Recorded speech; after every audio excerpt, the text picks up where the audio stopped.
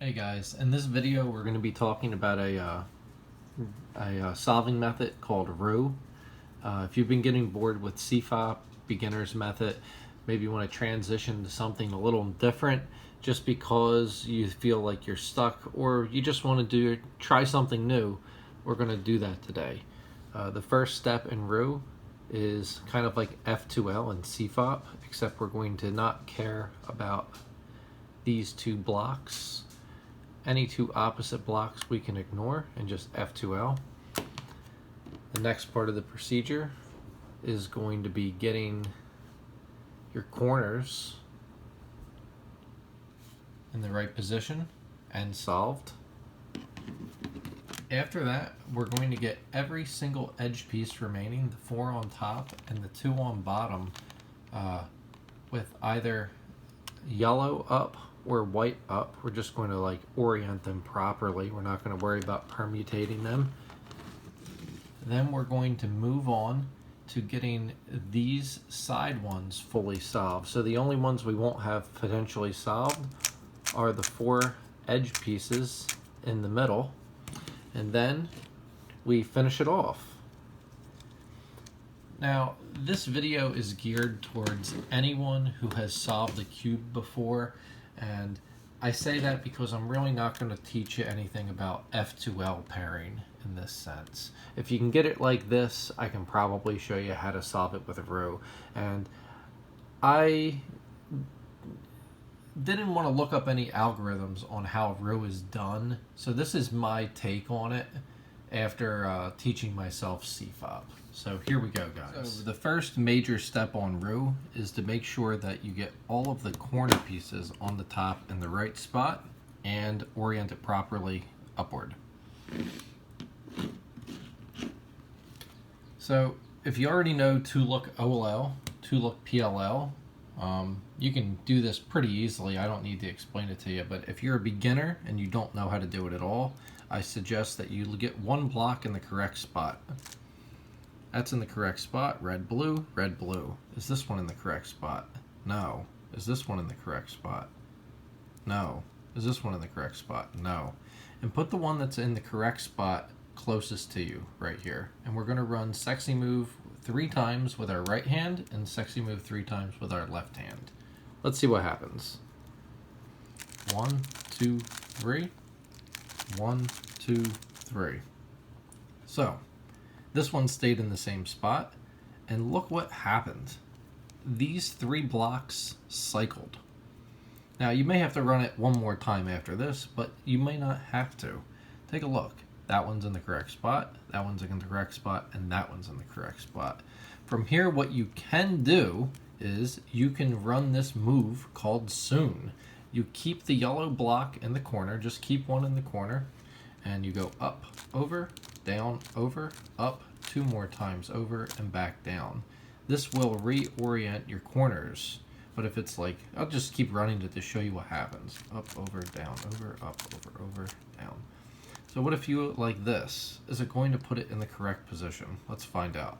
Up, over, down, over, up, over, down. No, but be persistent. Keep putting it in that corner. Up, over, down, over, up, over, down. I will eventually get there. And if you don't like doing that, you can always give it beginner's method finish, which is this sucker until it becomes yellow up. So let's say it's like this. Let's say you're given this case. You would do this one until it's yellow up. Do this one until it's yellow up. Do this one until it's yellow up. There we have it. We have all of the corners in the correct spot, and they're all facing upward. I have a couple options for you as well. The next step on Roux is to make sure that all of the remaining edge pieces are either white or yellow facing up. Notice over here we do not have that. These 2 are good, these 2 are bad because they are not yellow or white up. These 2 are also good. So I'm going to show you 2 moves that are going to make it easy for you to get this done. The first move switches all 4 of the top. If it's good, it will become bad. If it is bad, it will become good. You just need to do a series of middle and up moves. So we're going to do it 4 times, then we're going to flip it 180 and do it another 4 times. Let me show you. Middle, up, middle, up, middle, up, middle, up. That was 4 times, 180. Middle, up, middle, up, middle, up, middle, up. And notice what happened. The bottom stayed the same, but the good ones became bad and the bad ones became good. This is not very beneficial in this state. The other move is going to switch the orientation of the 3 closest to you and the 1 closest to you on the bottom. This is a very easy move to execute. Middle goes up, top 1 time, middle comes back down. So this is a pretty difficult case when you're given 2. What I tell people to do if they have this is to move these ones from the bottom to the top. So we have 1 bad and 3 good. And what we're going to do is we're going to flip all of these. 1, 2, 3, 4. 1, 2, 3, 4. And then we're left with 3 bads on the top and 1 bad on the bottom. So we set it up so we get the other case where we go middle, up, middle, and we have all oriented. Next thing we're going to do is we're going to finish the entire left side and the entire right side. In our case, it is not red, orange, it is green, blue. So take note, there is a green one already on the bottom. If we hit the middle slice twice, it goes in the back. So what I'm going to suggest that we do is we put the green in the back, hit the middle 2 times, we've captured it, put it back over, hit the middle again twice if you'd like. So now we need to get the blue one. There's another move we're going to end up doing here, and this move cycles these 3 edges. This one, and this one. The 3 that we can see. It doesn't touch this one. We can't see it. The move, now keep an eye on this piece right here. Blue, yellow. Middle, U2. Middle goes down, U2. What that did is it took this block and moved it to here. Pretty beneficial. So what we're going to do from here is, it may not be very comfortable for you, but we're going to try it. We're going to put the blue in place, and we're going to put the blue into the correct position, but you may say, but we're going to mess the green up. So what we're going to do is we're going to put it so we can't see the green at all, and we're going to run that combo we just showed you until this block gets into the blue. Middle, U2, middle, U2.